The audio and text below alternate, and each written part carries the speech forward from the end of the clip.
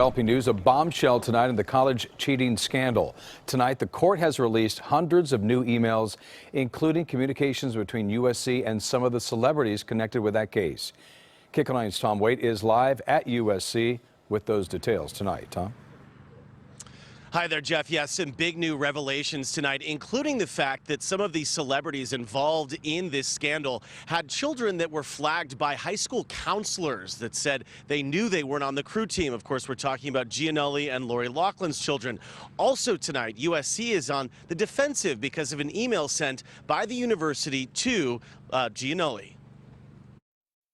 Tonight, emails and conversations between Massimo Giannulli, Lori Loughlin, and the mastermind of the college admissions cheating scandal, Rick Singer, shed new light on the alleged scheme. Prosecutors just released a trove of emails and call recording logs connected to the case. The emails also reveal how USC was trying to court one of Loughlin and Giannulli's daughters, even as prosecutors say the couple was plotting a sham resume to get her admitted as a fake rower on crew. In this email with the redacted sender, the writer says in part, "Hi Massimo, please let me know if I can be at all helpful in setting up a one-on-one opportunity for her. Customized tour of campus for the family. I'd also be happy to flag her application."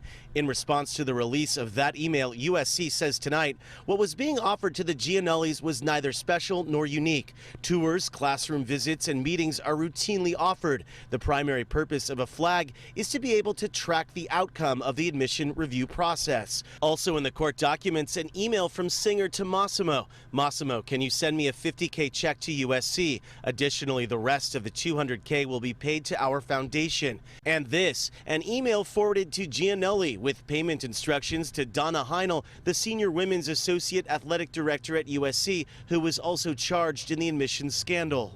Criminal defense attorney and legal analyst Alexandra Kazarian says the release of these exchanges complicates the case. The question is the government presenting this as a conspiracy where everyone was in on this together in order to defraud someone else, or is the government presenting this as Massimo and Lori trying to defraud USC? That's the question. And that's a question that the government hasn't really answered yet.